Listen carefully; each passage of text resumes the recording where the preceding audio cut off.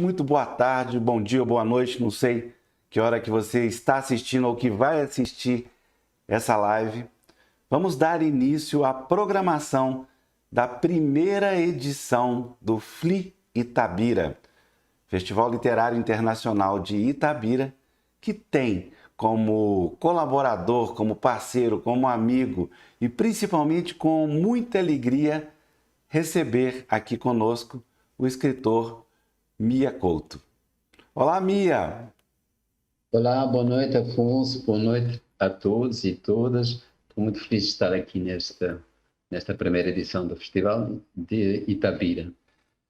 É uma honra, Mia, estar aqui começando uma trajetória com você que é um desejo antigo. Fazer um festival literário em Itabira, na terra de Carlos Drummond de Andrade, começou há anos com várias tentativas e agora, com o patrocínio, com a iniciativa do Instituto Cultural Vale, isso foi possível. Então nós vamos dar início a essa trajetória agora, onde diversas pessoas participarão daqui para frente com a gente. Muita surpresa, não posso ficar falando tudo por enquanto, mas o nosso assunto, Mia, é poesia. E tinha que ser poesia e não poderia ser outra pessoa senão você. Então, só para te dizer que é uma coisa que eu estou alimentando há anos, então não é uma coisa de agora, há muitos anos que eu espero esse momento de dizer: Mia Couto abre a primeira edição do FLI Itabira. E por isso, muito obrigado. Obrigado. Digamos, realmente a poesia é a minha casa, não é? Eu sou sempre um poeta, mesmo quando escrevo prosa, eu vou lá de visita, eu sinto que a minha casa é essa que eu invento para mim própria, que é a poesia. Pois bem, fazendo só uma pergunta aleatória. Tem muitos livros de poemas seus que não chegaram aqui no Brasil, não é? Ou eu estou enganado? Para dizer a verdade, não chegou nenhum. O que aconteceu foi que a Companhia das Letras organizou uma antologia e, portanto, há uma seleção de alguns poemas de uns 3, 4 livros. Eu tenho talvez uns 6 livros de poesia e essa antologia foi publicada, eu acho que já há uns 5, 6 anos. Depois disso, eu já publiquei mais 2 livros novos que saíram em Moçambique e estão publicados em Portugal também. Entendi. Então, há um desfazamento muito grande entre aquilo que eu estou a fazer em prosa, que chega ao Brasil de uma maneira muito mais rápida, não é? E aquilo que chega da poesia. Bem, Mia, como a gente está aqui em Itabira, que é a terra de Carlos Drummond de Andrade, e eu tenho perguntado isso a todos os escritores. Curiosamente, Mia, aliás, você também tem essa característica, eu tenho que fazer essa revelação para o público, mas isso nós vamos falar daqui a pouquinho. Curiosamente, Drummond, mesmo tendo saído aos 14 anos, né, nós estamos falando de 1923, 24, de Itabira, a cidade de Itabira permaneceu na sua obra até a sua morte, curiosamente. Então eu queria que você começasse essa nossa conversa falando um pouco da sua experiência de leitura com Drummond. Eu vou dizer uma coisa antes de responder diretamente à tua questão. Realmente há aqui qualquer coisa que se passou também acidentalmente comigo, isto é, eu sou de uma pequena cidade, que não é tão pequena provavelmente quanto Itabira, mas é uma cidade pequena que se sente fora do mundo e que tem uma grande ânsia, tem digamos, um desejo enorme de ser do mundo e digamos, de resgatar essa presença, esse sentimento do mundo que o Drummond acaba falando. E quanto é que a cidade depois cobra de nós, quer dizer, há aqui uma espécie de uma culpa por essa ausência, por esse não regresso, não é?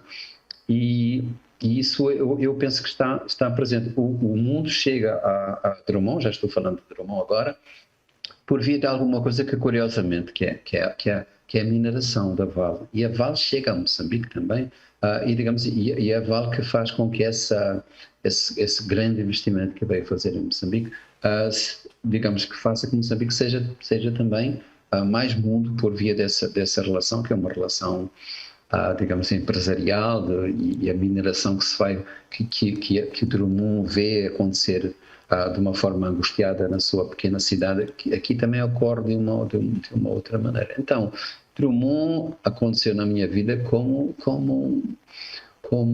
alguém que logo se coloca como um mestre, não é? Porque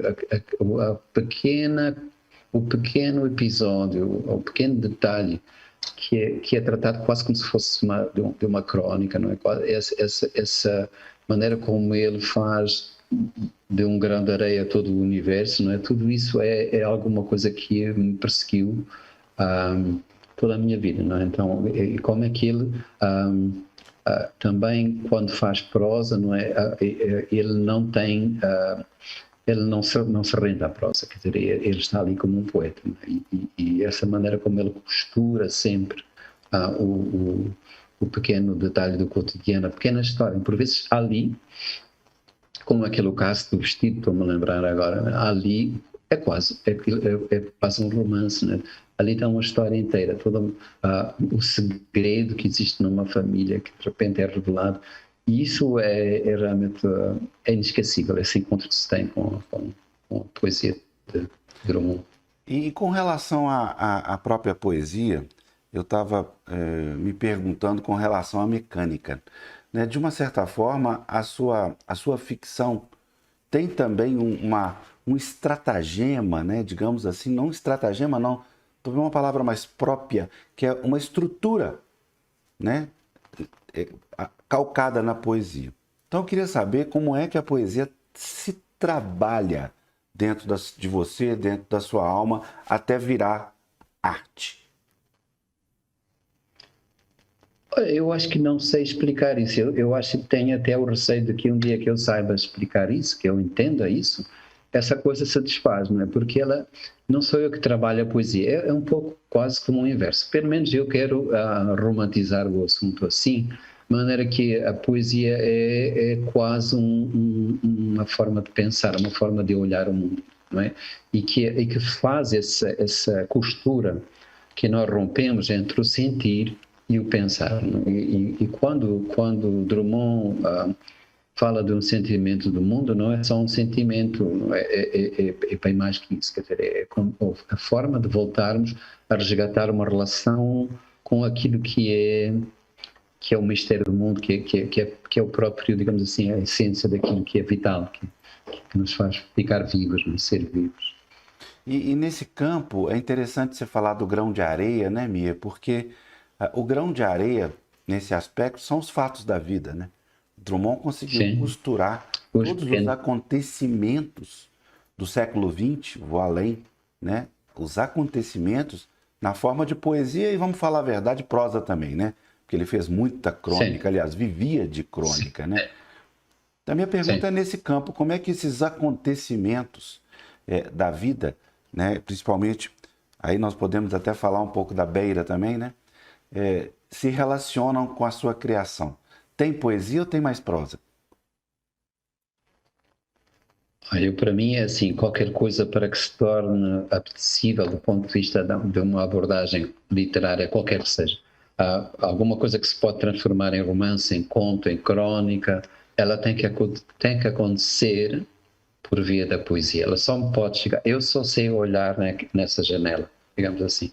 Depois o que me chega do mundo, o pequeno detalhe, o pequeno grão que chega do mundo, ele se converte numa outra coisa, digamos assim. É como se eu percebesse a transcendência daquele assunto pequenino que está ali, do pequeno detalhe, e encontrasse ali, digamos assim, aquilo que é a revelação de alguma coisa maior que posso partilhar primeiro com os meus próprios, digamos assim, as minhas várias identidades, não é? Primeiro eu tenho que colocar os vários eus perante isso e perceber que eles se podem ligar com isso, não é? Pode haver ali um ato que é um ato religioso no sentido de religar todos as minhas diferentes dimensões e por isso é preciso dizer uma coisa que é terrível sempre que se diz: eu escrevo para quem? Quando a gente pergunta, eu escrevo para mim, para esses meus fantasmas vários, etc. Então, acho que a poesia do Drummond faz essa viagem também, não? Propõe essa conversa, não? Essa conversa entre os vários Drummonds que havia dentro dele. E é bem claro, os Drummonds, como tu dizes, foram muitos Drummonds. Se falarmos mesmo só na poesia, há muitos Drummonds, não é? Cada livro dele tem vários Drummonds e há vários livros com diferentes personalidades, não são É entidades engraçado, né? diferentes. É engraçado, no campo da literatura brasileira, eu tenho a impressão que alguns autores brasileiros tiveram uma influência imensa na literatura africana e talvez o contrário não tenha acontecido, né? Na sua formação, quais são os autores brasileiros que mais, não só sua, mas também da sua geração, que formaram além de Drummond? Olha, o nome maior é Jorge Amado, sem dúvida nenhuma. Jorge Amado, em termos de influência, como é que ele marcou uma geração dos anos 50, 60. Eu já falei isto várias vezes no Brasil, inclusive houve um evento que a Companhia das Letras organizou já há uns bons anos, e convidaram para eu ler um trecho do Jorge Amado, e eu no caminho pensei, eu vou ler, eu leio mal e faço uma viagem destas de milhares e milhares de quilómetros só para ler uma coisa que eu vou estragar a prosa do... Então pensei fazer uma outra coisa. Cheguei lá e li um pequenino texto sobre a maneira como Jorge Amado tinha realmente marcado profundamente grandes escritores de Angola, Moçambique, Portugal, um, São Tomé, mas principalmente os africanos. Os africanos estavam à espera, precisavam dessa maneira, dessa forma de escrever que o Jorge usou, em que deixou entrar a África brasileira, digamos assim, o Brasil africano deixou entrar como personagens, como cenário, como alma, né? E as rupturas que se começam a perceber com o português padrão de Portugal, que nós também precisávamos de introduzir na literatura. Na vida já tínhamos introduzido, mas era uma coisa envergonhada, porque nós estávamos muito obedientes ao padrão de Portugal. Então, Jorge Amado foi realmente uma influência enormíssima aqui. Bom, e depois, isto é falando de maneira mais geral. Claro que depois, para alguns, Guimarães Rosa tem uma grande... Por exemplo, o Andino Vieira, Boaventura Cardoso no Brasil, para mim, para o Jackie, enfim, o Jackie também tem essa referência do poeta do Pantanal, agora foi o Manuel de Barros, etc. Exatamente, que me marcou também a mim, etc. Mas comigo, por exemplo, e isto eu não acho que seja uma coisa tão generalizada assim como foi com o Jorge Amado, mas para mim o João Cabral Melineto foi um outro mestre. Para mim é uma referência e eu volto muito aos dois, ao Drummond e ao João Cabral, releio-os muito, porque é uma poesia sem fim. Aqui, não é datada. Como é que as coisas são, né? Eu estou querendo conversar sobre o tempo com você. O tempo, né? O tempo das coisas, que mudou agora na pandemia. Era outro tempo antes, agora é um. E na hora que eu abro o livro que você me deu de presente, aparece o tempo de outro tempo. Vou até abrir para você ver que eu não estou mentindo aqui, ó. Ok. Olha aqui. Tá certo, confere. Então, eu queria que você falasse um pouco, Mia, é claro também do ponto de vista poético, como é que esses tempos te abateram, te modificaram ou te influenciaram, esse tempo antes da pandemia e esse tempo de agora na pandemia. Bom, é preciso aqui em Moçambique essa vivência mais recente, nestes últimos 2 anos e pouco, não foram vividos, não foram vivenciados com o mesmo drama do Brasil. Nós aqui tivemos uma pandemia bem mais suave, não tem comparação possível. Nós estamos com 1.800 mortos desde o princípio da pandemia. E temos um país com 32 milhões de habitantes. Então, claro, não tem o tamanho do Brasil, mas a proporção não tem nada a ver. Então, nunca tivemos que fazer um confinamento tão prolongado como vocês, nunca tivemos que fazer, digamos assim, o grau de sofrimento nunca foi tão dramático, não é? Então, aqui, para dizer bem, assim, eu passei um momento difícil, foi na segunda vaga, há uns 5, 6 meses atrás, e que morreram amigos meus, poetas, músicos, etc. Em Maputo, esse pico foi um pico muito sofrido. E perdi um familiar, e, bom, isso é uma coisa difícil de lembrar. E fiquei doente nessa altura, e fiquei doente, portanto, naquele momento em que a gente, digamos assim, do meu círculo, estava ficando muito doente, não havia lugar nos hospitais, não havia oxigênio nos hospitais. Tu podes imaginar que os nossos hospitais são de um país muito, muito, muito pobre, muito mais pobre que o Brasil, sem comparação, somos talvez um dos 15 países mais pobres do mundo. Então, quando eu fiquei doente, eu pensei nesta coisa de que, não sei, esta ideia de que o que me poderia salvar era alguma coisa que tinha a ver só com o acaso. Mas nada, esse sentimento de desamparo, desproteção, nada, nenhuma instituição, nenhuma me poderia valer se por acaso o vírus dentro de mim se comportasse de uma maneira mais selvagem, mais dramática.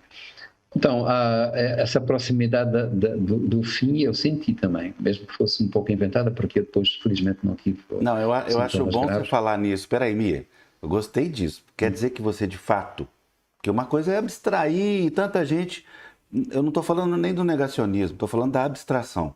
Vi muita gente Sim. que pegou e abstraiu, esqueceu, não quero pensar nisso e pronto. Você chegou a pensar em algum momento seriamente na questão da morte?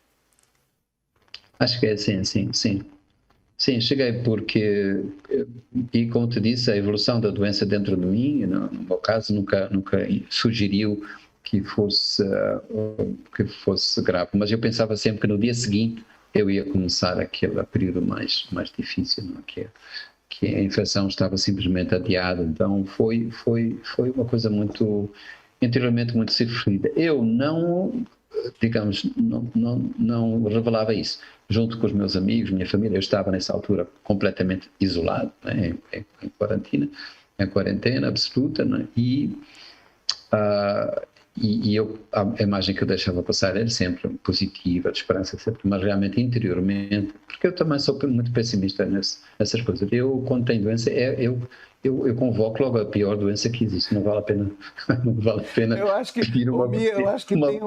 tem uma relação entre literatura, hipocondria, sofrimento e terreno muito clara, né? A história da humanidade, dos escritores, está toda associada a hipocondria, doença, desespero, e vai a sequência, né? Verdade. Eu acho que se começa por ser hipocondríaco, depois é que a gente se torna doente. É um pouco isso. Nós chegamos a conversar na época que você estava doente, e eu sentia que Vossa Excelência estava com medo, a verdade é essa, medo. Sim, estava, digamos assim, eu senti isso porque nessa altura, Afonso, estava morrendo gente à minha volta, não é? E como te disse, dizer, eu sabia que se eu ficasse numa condição grave, aqui a coisa foi um pouco democrática, digamos assim. Não tem lugar para rico, não tem lugar para pobre. Não, esta elite da qual eu pertenço em Moçambique, quando fica muito doente, vai para a África do Sul. Mas nesta situação concreta, obviamente, ninguém pode sair do país. Não é? A África do Sul estava com a porta fechada, os hospitais mais privilegiados, os hospitais privados em Moçambique estavam completamente cheios, já não recebiam mais ninguém. Então era o estado de um absurdo, quer dizer, não tinhas porta, não tinhas saída. E tinhas que esperar, só que por um acaso, e eu como não sou religioso estou a falar no acaso, não é? que corresse bem. Uma espécie de um sorteio, não é? Então, correu bem. Mia, você Mas tem... acabei falando. Diz, Não? Afonso. Você tem Só estava a falar demasiado de mim, mas não gosto. Você se Então, encontrou com o Jorge Amado pessoalmente em algum momento? não. Não? Eu não, por acaso não. Eu fui visitar depois com a Paloma e o resto da família, fui visitar a casa dele, a casa do Jorge Amado, mas não. Fui a Ilhéus, etc., mas isso foi tudo depois dele morrer. Entendi. Você tem algum poema de Drummond aí à mão para a gente dar uma relembrada? Eu tenho, chamei aqui, eu vou ter que ler no próprio computador. Tá bom. Ok? E bom, é muito difícil dizer que é um dos que gosto mais, mas chama-se Retrato de Família, e eu não preparei isto, não tenho ensaiado, portanto eu vou ler como se fosse a primeira vez que eu lesse este poema, que eu já li muitas vezes, mas uma coisa é ler para mim, outra coisa... Queres que eu leia em voz alta? Quero, mas pode ficar tranquilo que a gente tolera as suas gaguejadas. O pior não é gaguejar, o pior é realmente não dar o tom certo. Eu não sei, que o poema não tome posse de mim, que ele não se aposse de mim. Então, este chama-se o Retrato de Família e começa assim. Este retrato de família está um tanto empoeirado. Já não se vê o rosto do pai, quanto dinheiro ele ganhou. Nas mãos dos tios não se percebem as viagens que ambos fizeram. A avó ficou lisa e amarela, sem memórias da monarquia. Os meninos, como estão mudados. O rosto de Pedro é tranquilo, usou os melhores sonhos. E o rosto de João... Perdão, eu vou começar. Afonso, eu vou começar. Eu tive 2 erros aqui. Posso começar de novo? Está pré-gravado, tanto faz, pode começar. Ok, então esta versão nova é aqui, vá. Retrato de família. Este retrato de família está um tanto empoeirado. Já não se vê no rosto do pai quanto dinheiro ele ganhou. Nas mãos dos tios não se percebem as viagens que ambos fizeram. A avó ficou lisa e amarela, sem memórias da monarquia. Os meninos, como estão mudados. O rosto de Pedro é tranquilo, usou os melhores sonhos. E João não é mais mentiroso. O jardim tornou-se fantástico. As flores são placas cinzentas e a areia sob pés extintos. É um oceano de névoa. No semicírculo das cadeiras, nota-se certo movimento. As crianças trocam de lugar, mas sem barulho. É um retrato. 20 anos é um grande tempo. Modela qualquer imagem. Se uma figura vai murchando, outra sorrindo se sobrepõe. Esses estranhos assentados, meus parentes, não acredito. São visitas se divertindo numa sala que se abre pouco. Ficaram traços de família perdidos no jeito dos corpos, bastante para sugerir que um corpo é cheio de surpresas. A moldura deste retrato em vão prende as suas personagens. Estão ali voluntariamente. Saberiam, se preciso, voar. Poderiam subtilizar-se no claro escuro do salão, ir morar no fundo dos móveis ou no bolso de velhos coletes. A casa tem muitas gavetas e papéis, escadas compridas. Quem sabe a malícia das coisas, quanto a matéria se aborrece. O retrato não me responde. Ele me fita e se contempla nos meus olhos empoeirados. E no cristal se multiplicam os parentes, mortos e vivos. Já não distingo os que se foram dos que restaram. Percebo apenas a estranha ideia de família viajando através da carne. Nossa. É muito bonito este livro. Muito bonito e muito bem escolhido, viu, Mia? Não seria, eu até tinha te dado algumas sugestões, mas muito bem escolhido. Mas, Mia, então, agora me deu uma curiosidade. Pula direto para um poema seu. Queria saber a temperatura das 2 leituras. Ok, vou ler uma coisa que é eu acho que isto é o último livro de poesia que eu fiz, mas eu fiz 2 que foram muito próximos e eu não sei se este é o meu. E isto é uma coisa que eu faço para o meu pai, depois dele morrer, E, portanto, eu ainda estava muito marcado por essa presença dele, não é? E chama-se O Habitante. Se partiste, não sei, porque estás tanto quanto sempre estiveste. Essa tua tão nossa presença enche de sombra a casa, como se criasse dentro de nós uma outra casa. No silêncio distraído de uma varanda, que foi o teu único castelo, ecoam ainda os teus passos feitos não para caminhar, mas para acariciar o chão. Nessa varanda te sentas, nesse tão delicado modo de morrer, como se nos estivesses ensinando um outro modo de viver. Se o passo é tão celeste, a viagem não conta senão pelo poema que nos veste. Os lugares que buscaste não têm geografia, são vozes, são fontes, rios sem vontades de mar, tempo que escapa da eternidade. Moras dentro, sem Deus, nem a Deus. Bom, este é um poema que integra um livrinho que se chama Vagas e Duns. Eu não mostrei o suficiente, é este. Como eu disse, isto é um livro de, posso dizer, Então agora é um livro de eu que vou fazer uma surpresa para você agora. Eu que vou ler eu que vou ler um poema. Melhor. É melhor. Chama Para Ti. Para Ti. E não para ti. Ok. Foi para ti que desfolhei a chuva, para ti soltei o perfume da terra. Toquei no nada e para ti foi tudo. Para ti criei todas as palavras e todas me faltaram no minuto em que talhei o sabor do sempre. Para ti dei voz às minhas mãos, abri os gomos do tempo, assaltei o mundo e pensei que tudo estava em nós, nesse doce engano de tudo sermos donos, sem nada termos. Simplesmente porque era de noite e não dormíamos, eu descia em teu peito para me procurar. E antes que a escuridão nos cingisse a cintura, ficávamos nos olhos, vivendo de um só olhar, amando de uma só vida. Adoro esse poema.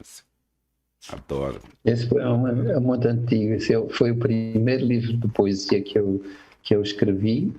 Aliás, acho que é o Reis do Orvalho. É. Esse livrinho. Ele tá aqui. Esse mesmo. Esse livrinho foi a primeira coisa que eu publiquei na minha vida.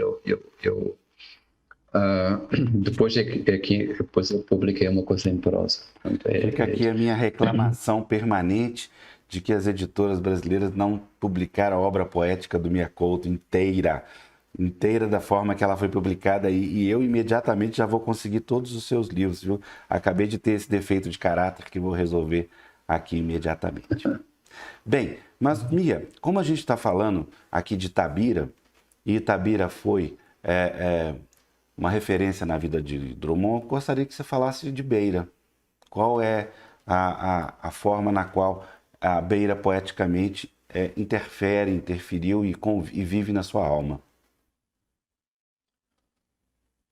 Bom, eu acho que a Beira tem esta coisa que eu falei. A Beira era um lugar que nos parecia ao mesmo tempo pequeno e infinito. Quer dizer, porque a Beira, como ela tinha este desejo de ser maior do que era uma cidade realmente pequenina, acanhada, no meio de um pântano. A Beira era muito virada para o mar, era por aí que chegava o mundo, era por aí que chegavam os barcos, os marinheiros, quem vinha desse outro lado que era sempre mistificado, vinha da América, da Ásia, da Europa, etc. Então, a Beira não era exatamente um lugar, era mais um porto, era um lugar de espera, era um lugar onde os barcos chegavam, e a Beira estava abaixo do nível médio das águas do mar. Então significava que praticamente diariamente o meu bairro era inundado, e essa relação que se tinha com um lugar que não era exatamente feito de terra, mas era feito de lama e água, né? Esse mundo líquido que depois foi referido na filosofia mais recente, né? isso era uma espécie de uma aprendizagem de quanto as coisas eram contingentes, quanto o mundo era feito de coisa efêmera, não é? E eu acho que essa aprendizagem me deu uma certa, digamos assim, me superou perante um medo de que as coisas terminassem, porque havia ali um ciclo diário que engolia o próprio chão, não é? Digamos, um sentimento poético do mundo era urgente para nos dar mundo e para nos dar eternidade, para nos colocar no tempo, não é? Como alguma coisa mais certa, não é? Ainda por cima, sabendo eu que eu não tinha ligação com o meu passado de família, quer dizer, meus pais saíram de Portugal de uma maneira, com uma ruptura absoluta, não é? Com a família, com o lugar, etc. Portanto, eu não tive vozes mais antigas que me dessem esse sentimento de eternidade. Era como se eu tivesse que fundar tudo, não é? Tinha que inventar tudo. E agora foi isso que eu depois trato neste último romance chamado O Mapeador de Ausências. Eu regresso à Beira para perceber quanto me falta nascer ainda desse lugar. Isso é muito interessante porque eu vivi com você aquele momento da grande tragédia que se abateu sobre Beira. E ali, Sim. naquele momento, eu senti o tempo inteiro o quanto Beira fazia falta de uma certa forma. Fazia falta na sua composição amorosa, digamos assim, de um lugar, né? Sim. Até certo ponto, oposta à história de Drummond. Drummond nunca saiu de Itabira. Sempre esteve lá, incrivelmente, inclusive tendo ido muito poucas vezes a Itabira depois que saiu. Pouca gente sabe disso. Drummond foi 5, 6 vezes na vida depois que saiu a Itabira. Então, minha pergunta é sobre o Mapeador de Ausências mesmo, que inclusive vem a ser o seu livro mais recente, publicado no Brasil, né?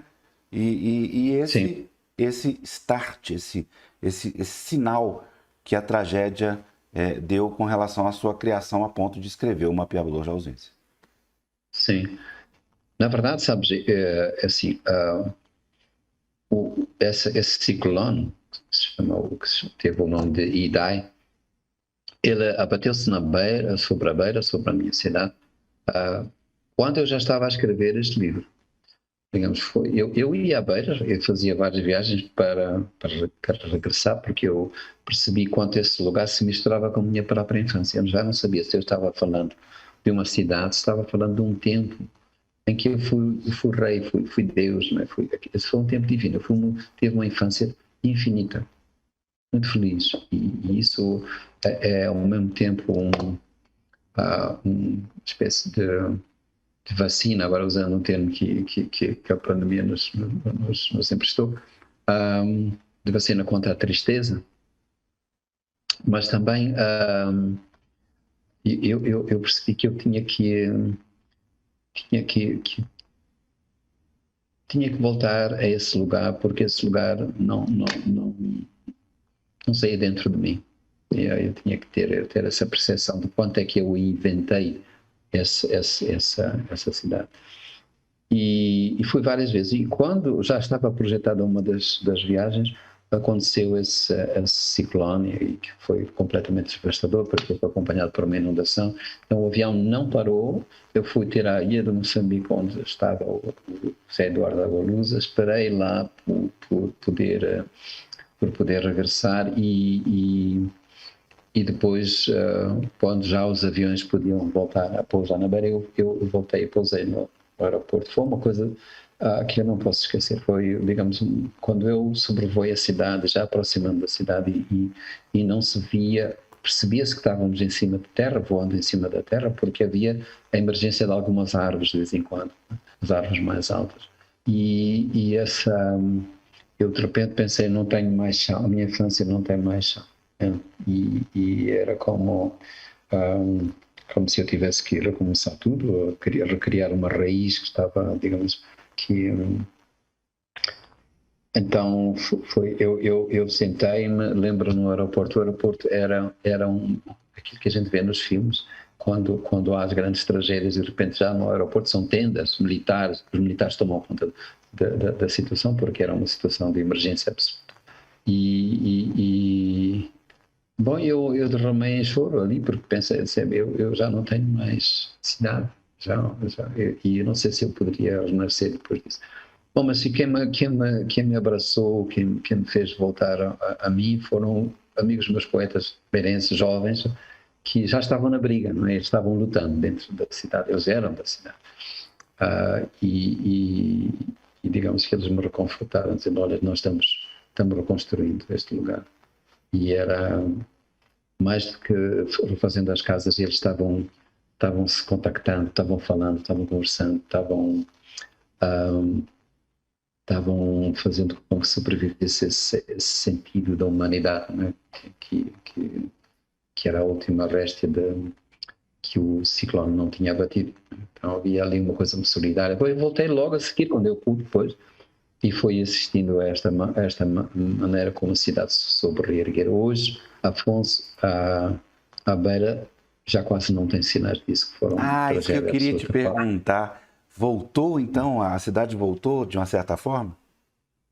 Sim. E voltou. É evidente que aquilo que já não depende das pessoas elas próprias, porque tem que ter apoio do governo central e implica mobilização de muito dinheiro, que são as grandes infraestruturas. Essa aí ainda está lá como uma cicatriz, como uma ferida. Mas aquilo tudo que as pessoas puderam fazer por si mesmas foi feito logo, rapidíssimamente. E É muito você bonito. É porque conseguiu, a beira você conseguiu nesse novo momento da cidade, se reencontrar lá? sem dúvida, porque o que é uma cidade, não é? Cidades são sobretudo esse espírito, não é? Esse sentimento de comunhão que nos faz ser uma família, não é? E aquilo, a Beira tem uma coisa que construiu, que é muito das segundas cidades, não é? Que construiu contra o mundo. Nós aqui, os excluídos, nós aqui, digamos assim, resistimos contra aquilo, o predomínio, a hegemonia dos outros, etc. E isso sempre foi um fator de unidade e de motivação. Assim, nós somos orgulhosos demais para sermos os segundos. Então, mas não queremos ser os primeiros também, não queremos a chatice de ser os primeiros,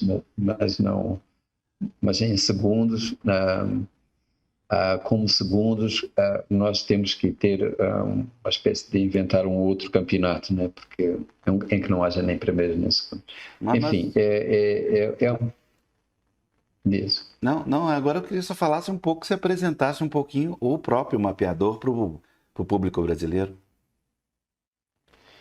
Bom, uma mapeadora que começou por ser uma revisita ao meu lugar de infância, não é? E é um lugar que essa visita é contextuada num tempo, final do tempo colonial, é quando a administração colonial, a presença colonial portuguesa se começa visivelmente a desmoronar, né? A guerra estava ali às portas, a guerra colonial estava ali à porta da cidade. Bom, nós chamamos do nosso lado a Guerra de Libertação Nacional, e aquela comunidade portuguesa e os bairros onde eu vivi começaram a enlouquecer, porque não havia maneira para aquela gente de conceber que esse mundo era um mundo que ia acabar. Então, esse tempo foi um tempo cheio de contrastes, de drama, não é? E foi fácil reconstituir isso porque estava presente na minha memória. Nessa altura eu tinha 15, 16 anos, portanto eu lembrava-me bem disso. E à medida que eu ia fabricando essa história, a partir de coisas que estavam muito presentes, eu ia visitando as minhas casas, etc. E era uma coisa que o meu editor, o Zeferino Coelho, ia acompanhando as versões do livro e dizia: esse livro é uma homenagem à sua cidade que se confunde com a sua infância. Mas à medida que o livro ia tomando forma, eu percebi que eu estava migrando para uma outra história. Era uma história, ali aparece o meu pai. E a figura do meu pai, bom, acho que isso não é uma coisa minha, não é? Acontece em muitas famílias. A figura do meu pai foi uma figura que estranhamente era lembrada entre os meus irmãos como um ausente, como alguém que era tão... nós não percebemos, porque ele era tão gentil, era tão delicado, era tão, a vida dele era uma vida feita em poesia, de facto. Ele vivia nos livros, ele vivia nesse outro mundo, nesse outro universo. Ele escrevia também, E, sim, ele publicou 7 livros de poesia, portanto, não foi uma coisa ocasional. Assim. É o que leva o nome Então, da sua ele, fundação. Eu dei uma escapada aqui. exatamente. Claro. É isso. Então, tu vês, e ele é que nos trouxe, por exemplo, Drummond. A literatura brasileira chegou por via dele, e a brasileira, e a argentina, e a francesa. Portugal estava muito Fala o nome ligado dele, por à favor. França. Nós estamos numa live. Ele chama-se Fernando Leite-Couto, estás a ver? Eu falo nele no presente, não consigo falar dele. Ele chama-se Fernando Isso Leite-Couto. é bonito, não é bonito isso. Bonito. Ele está presente desta maneira que é muito africano. Eu tenho esta grande dívida com o meu próprio país, com a cultura dominante no meu país, em que os mortos realmente não morrem. Estão vivos dentro de nós, estão vivos nas relações que temos com os outros, comandam a nossa família, continuam a comandar, a partilhar o comando do nosso destino, da nossa família. Então, basicamente, o livro acabou por ser uma homenagem, por isso que ele se chama O Mapeador de Ausências, porque é ele que nós percebemos que o que somos hoje foi conduzido pela mão delicada que parecia que não deixava marca no momento, mas deixou esse traço que nos fez realmente ser quem somos, não é? E o meu pai tinha uma coisa que era a gentileza com os outros. Ele parava no meio da rua para falar com quem quer que fosse a pessoa. E bom, minha mãe também fazia o mesmo. Então, eles demoravam um tempo imenso para chegar a qualquer lugar. Nós saímos e andávamos a pé, na beira de uma cidade pequenina, mas quando calculávamos que, bom, vamos até lá ao parque ou isso, são 5 minutos, mas demorávamos 1 hora, porque em qualquer pessoa era uma pessoa que para eles eu conheço um amigo meu também que é igualzinho, sabe? Então, esta coisa de que todos os outros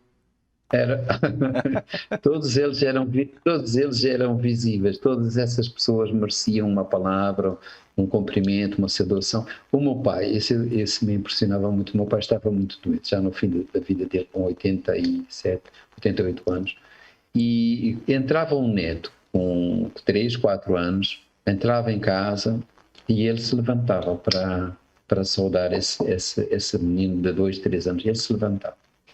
E era assim, sabe, com pequenos gestos, com pequena palavra, com a pequena deferência que ele tinha, que isso nos marcou. E por isso esse mapa que eu vou descobrir lá na minha infância é desenhado por aquilo que aparentemente foi uma ausência. Não? O mapa da gentileza. É mesmo. O mapa da gentileza. Coisa que lhe é própria, sua e da Patrícia, de tantos e tantos momentos que eu já presenciei em tantos e tantos lugares, nem preciso falar. Querido, já estamos chegando então próximo do nosso fim, do nosso encerramento desse encontro. Eu queria que você, por favor, pudesse ler mais 1 ou 2 poemas da sua lavra. Ok, vou ler. Eu tenho aqui um outro livrinho que se chama, vou ver se eu consigo transmitir bem. Consegues ver aí? Idades e Divindades.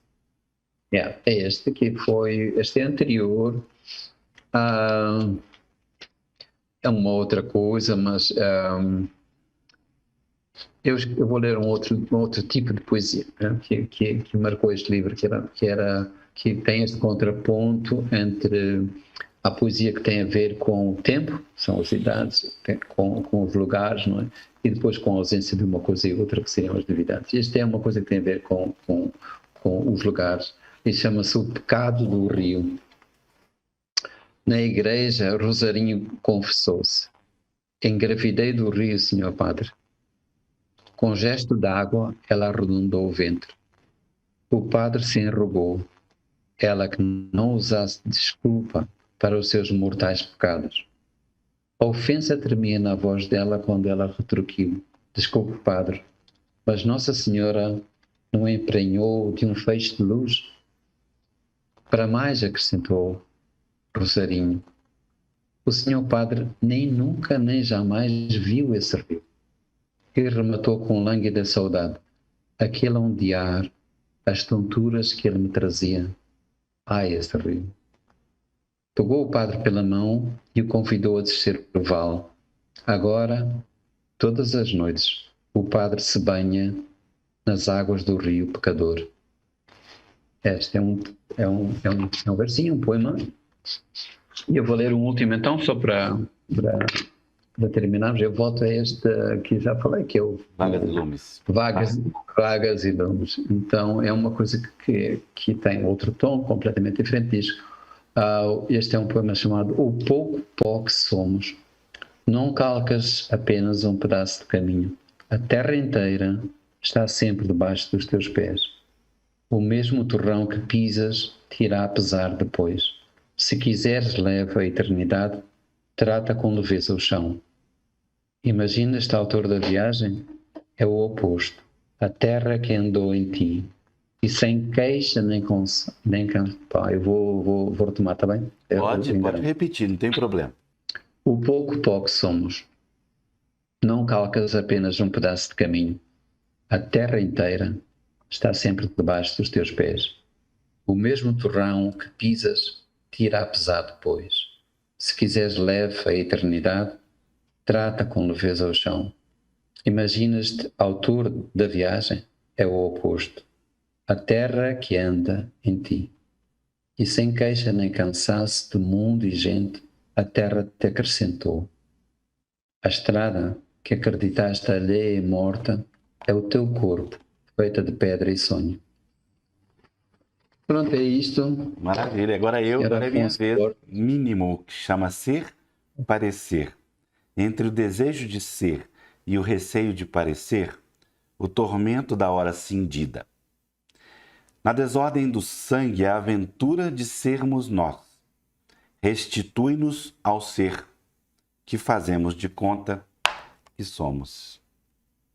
Muito bom, Mia, muito. Afonso, muito obrigado, muito obrigado. Bom, querido, só tenho a agradecê-lo, viu?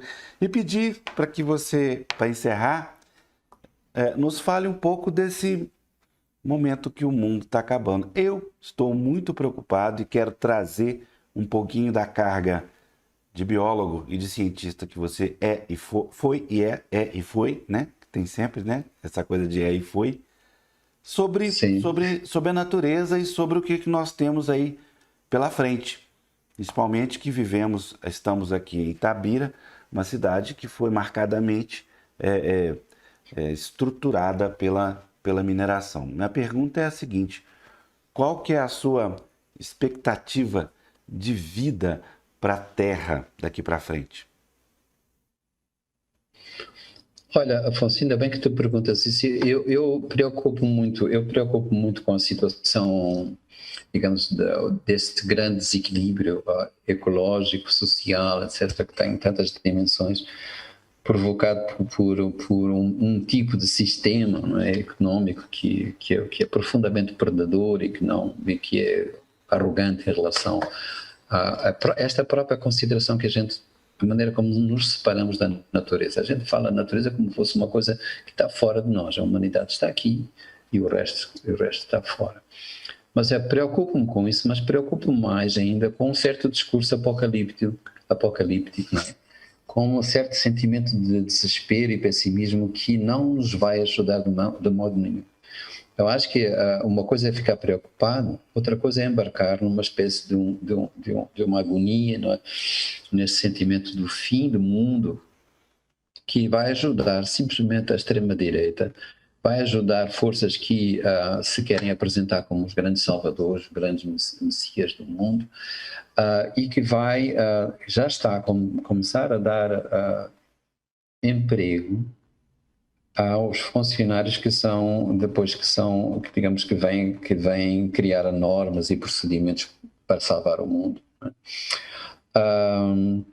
É preciso perceber que nós temos uma situação de que primeiro não nos podemos responsabilizar da maneira como a gente responsabiliza. A gente diz, a espécie humana causou tudo isso, nós somos responsáveis por isso tudo. E essa é uma maneira de lavar culpas de quem tem realmente a grande culpa. São as grandes empresas. Estamos a falar destas mineradoras, por exemplo. Estamos a falar das grandes indústrias, estamos a falar.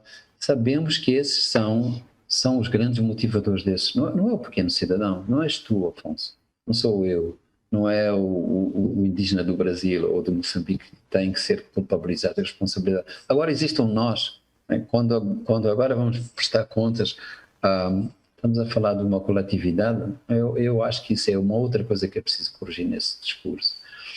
E isto parece uma coisa só de procurar isentar culpas ou encontrar verdadeiros culpados, quando o assunto digamos assim, temos que chamar a coisa e termos de ter um retrato que é mais cientificamente mais bem fundado e mostrar como é que os últimos anos também nos devolveram, digamos, restituíram equilíbrios que estavam perdidos. Por exemplo, olha, vou dar um exemplo. Ainda agora aqui houve aqui um caso de umas baleias que vieram dar à costa e morreram, aqui frente à costa de Moçambique. E eu me lembrei que até o princípio do século XX, as baleias eram mortas em massa. Para quê? Para que o óleo da baleia era usado na iluminação da rua, nos postes da rua. E a tecnologia nova, portanto, aquilo que a ciência proporcionou, permitiu que se salvassem milhões de baleias, porque eram mortas em massa, eram assassinadas em massa. Não é? E, portanto, a ideia é sempre que este progresso que nós fizemos é uma coisa que sempre foi um passo negativo, não é tanto assim, não é sempre verdade. Então, não sei, o que eu te queria dizer é que é preciso termos mais certezas